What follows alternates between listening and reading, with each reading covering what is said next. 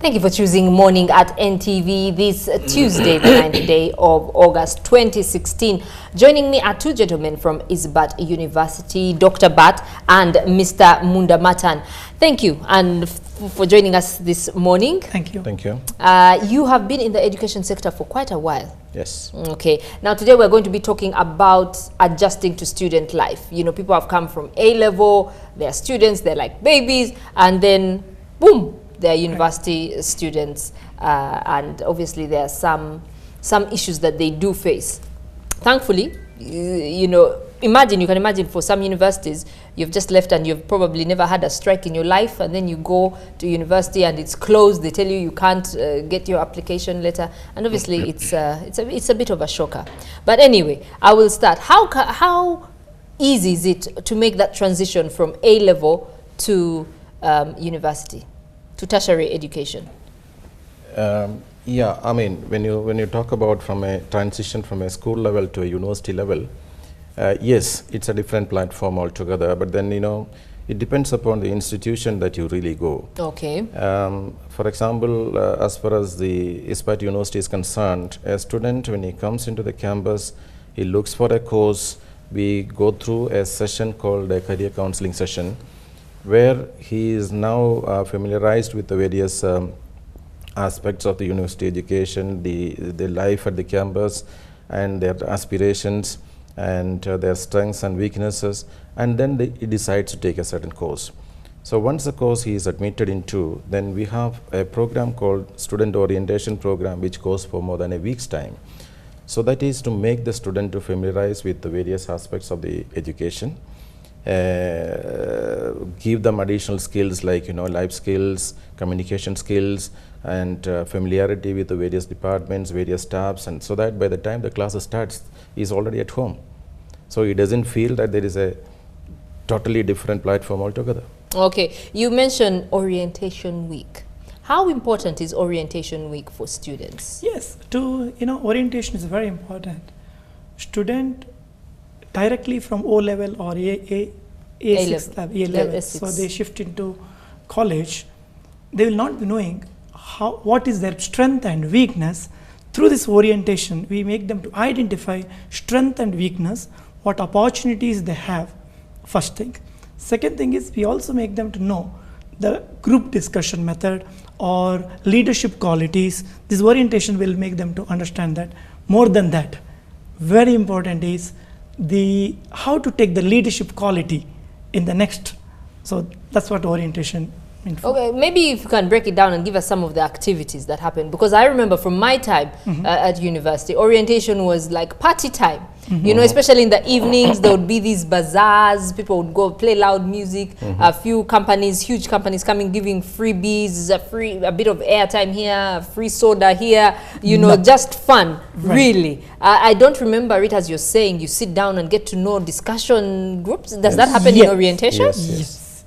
It's like a overall personality development of that particular student.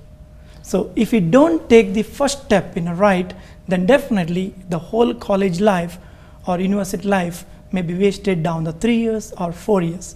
To make him clear, to set his goal, this orientation is the foundation.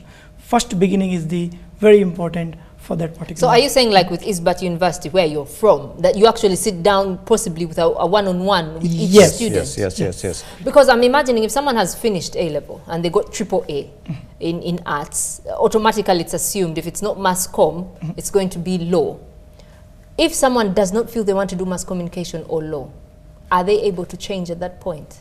Yes. That is precisely the idea, because just because someone has done well in art subjects, I mean, it's not that, I mean, they cannot do well in science subjects as well.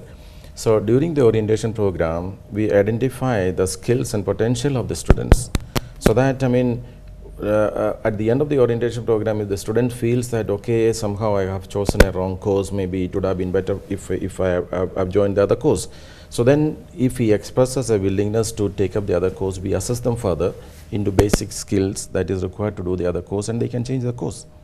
So it will help the students to position where exactly they are supposed to be, rather than just ending up doing some courses and then at the end of the day becomes a problem in the society. So then I should say people like you, you're not here about just about education for education's sake. You actually want someone to get a degree and use the degree. Exactly. You've heard of stories, people on graduation say, oh, I studied this medicine degree here, and they hand over the certificate to the parents because they say, I didn't want to be a doctor, you forced me to be a Exactly. doctor. They do the degree for their parents, not for themselves. Okay. So here, we make the student to do any kind of degree for they themselves. So their growth. The degree is not just a certificate, the degree is a real practice in the market. So we believe in that.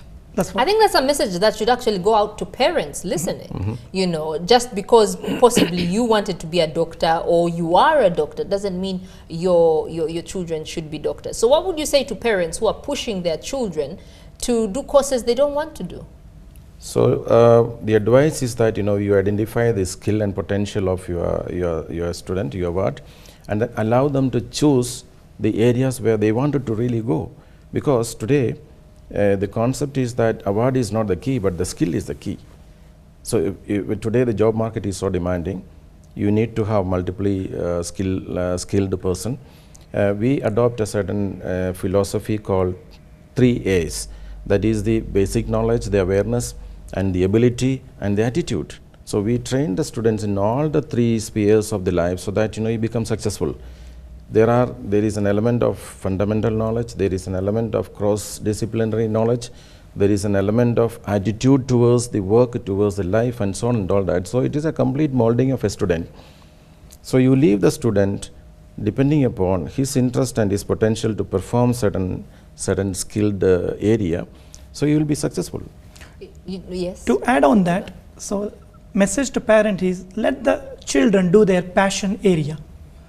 When you allow them to do anything or any achievement in passion area, the children will contribute to country as well as contribute to themselves and family's name and fame. It will start moving. Then pressuring the children to do whatever the parents wanted to do. Okay, I was actually going to talk about passion next, but you mentioned that with students, parents, because of maybe their understanding of their experience, they say, you know, the job market is like this. Your passion is that. With that degree that you let's say a degree in dance, choreography, you're not going to get a proper job. So how do you find the balance between the economy and the job market versus someone's passion and interest? Now, economy and passion, even if he's very good in choreography or is good in filmmaking, there is a good demand. If it is not in this place, there is in the world, there is very high demand is there. You should not limit only just for your country. You should develop so much, you can flourish yourself with different countries. There is a high demand for skilled people in the market. So that's what I say, the children or students, develop something, don't to limit yourself within your boundary, go beyond boundary and achieve it. So passion as well as interest and economy, both will match together, you can achieve something. That's a very optimistic view. Yes. Anything is possible. Yes, anything is possible. That's what we say, nothing is impossible. So they can achieve everything, but provided you limit yourself. This is my milestone, this is my benchmark, I cannot go beyond this. Don't do that. Just open up yourself, see surrounding, you can do wonderful opportunities. That's why we always believe in not to make the student what to think, how to think we'll do that. We make them to think in each and every stage, how to think, how to change the world. So this is what we do that. But I'm sure you've been in Uganda, you said, and delivering education for over 17 years. Yes. I'm sure you're aware of our system where we cram our way, or primary actually. You know, we cram our way from primary, secondary, and you get to university and we actually can't think because we have been taught, as you were saying, what to think. Yes. Now, how easy is it to make that transition from what to think to how to think? Good question. What to think is a uniform benchmarking system. Everybody follows that. In the classroom, yes, you just teach teach. But how to think is a different. So for that, overall development of the student is required. So he should know in each scenario how to analyze. It may be case analysis or simulation analysis or role play. The different way we have to teach him, and you have to make him to ready for the industry. That's what, how to think. Okay. How to think. You talked earlier about education being, you deliver it in a holistic manner. Explain more about that. This is what I've just explained a bit early. I mean, it is not just a classroom education. It is not just to give them the paper award. It is give them a skill which is a key for his own prosperity and development. The holistic approach is basically there are 3 A's which I have defined. Yes. The 3 A's is, one is the fundamental knowledge, the awareness. So that is about the core subject, the core knowledge, and of course there is a cross-disciplinary knowledge which is also given apart from the basic essential skills like ICT skills. Yes. If he is choosing some other different discipline. The second is ability. Ability, as he has just explained, it is creativity. Teach them how to think creatively and also to develop into an innovative manner. For us, I mean, it is mandatory that a student have to make an innovation, and we have a Center of Excellence for Innovations. The innovation labs are available. We promote every students to innovate business ideas, which irrespective of the discipline that they choose. We moderate them, we call the industries, we call the industry experts, and they also moderate the students. This is how to promote them to be business leaders. Okay. And the third A is attitude. Today, I mean, we have been going through quite many interviews. We ourselves, we have got a lot of requirements, but then when somebody comes to present in the interview, we find that there's a lot of lacking, like attitude towards work, attitude towards life. This is lacking. So this is the third A element which I am talking about. The 3 A's put together, this is a holistic development of a person. Okay, you talk about holistic, but now let's add in the freedom that university students have, because you've come most probably from a boarding school, and then in your vacation you're closely guarded by your parents and your guardians, and then you have all this freedom, all this time. You probably study 3 days a week, you don't have a job. So how do you make the students make proper use of that extra time? Because it is important. They can easily get swayed away by wrong groups, wrong hobbies that are detrimental to them. Yes, freedom in the sense that, I mean, as far as we are concerned, we don't see much of freedom to do unwanted jobs, unwanted things. For example, a student is completely from 9 o'clock to 3:30 or 4 o'clock, he is tied up into various activities. 5 days of a week, so there is no much other time for the students to go and waste. Recently, one of the parents came and appreciated the fact that, I mean, he said that that student was brought from another campus, and then they said at that time the student was not seen at home. He used to go and mix with a lot of friends, and then that there is nothing for him to go through a study program, tutorials, practicing, etc. at home. But these days I see him at home. We see him going through a lot of lessons. We see him going through a lot of homework. So that is engaging the students in the study-related activities rather than leaving them for freedom, enjoying the freedom of life. To add on that, this is what we educate in the orientation program, how to use his free time, how he can develop his skill, not only in education, apart from other areas, extracurricular activity or co-curriculum activity. He can be participated in sports, he can be participated in different kind of cultural activity which you're molding, different kind of, if he's very good in writing, we have different kind of things like writing skills. So this is what we engage him in different activities, so he don't miss his school when he comes to university. Yes. Yeah, because time management at the university Yes. is very key. Yes. Very key. Okay, now for those who study, who have issues grasping certain concepts when they're at university. Now this is back to education. What extra help do you have or can be offered? Because when you're in O-level and A-level, there is coaching. You during the term time, you maybe over the weekends, or you stay later in the evenings to see a teacher, and you have a one-on-one to help you in the areas you're weak. At universities, what help we have a mentoring system. So the university follows mentoring. So like how it is in a schools, same way, school maybe 3 or 4 students together, one teacher will be there, but here one mentor for one mentee. So the directly he will be involved, and his personal things will be taken care. His overall growth will be taken care, and if he's weak in any course, so extra time will be given for him. So he'll be taught in that, and he became very strong. It happens with us. One example, like one of student, he don't want to learn a computer and mathematics. He was feeling that is very, very tough, and we counseled him, and very nicely, and we converted him to be number 1 in the class. So that's what we do. So they don't feel that what they studied earlier, and when it comes to university, there's a much differences.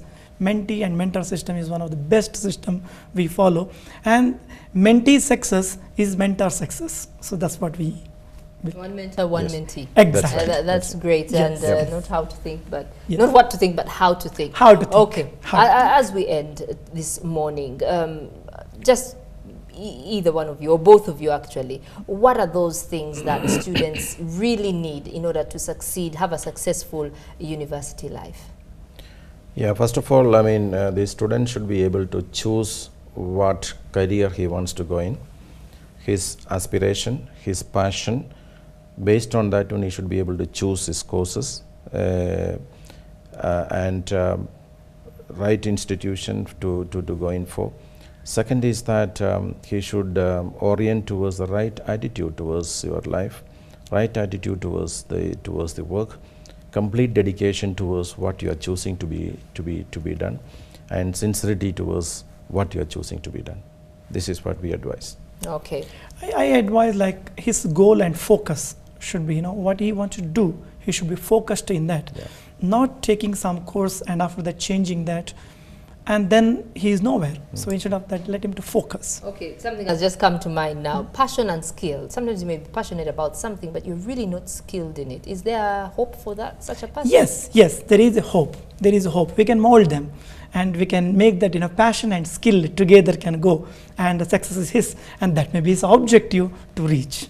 Okay. Thank you very much, Dr. Bat and Mr. Mundamatan. Thank you. Thank you for sharing this. It's good to know that students, even after A-level, you don't have to be stuck with what you studied. But our system here in Uganda is very, I don't want to say controlling. If you did arts, you can't go to the university and do sciences or do, some of those things that are not traditional. You have to follow a certain path, but it's good to know that there are some people in the education sector who can give you counsel at the start of your university life, so that you're happy. Because I actually met a friend of mine. He was 30 and he had really wanted to do science at A-level, and he was stopped. But now at 30, he was just beginning a degree in sports science, something he was passionate about. And he said, it has always been what I wanted to do, but I was not given the opportunity to do so. Well, thank you very much, gentlemen, from Isbat University. And you are open,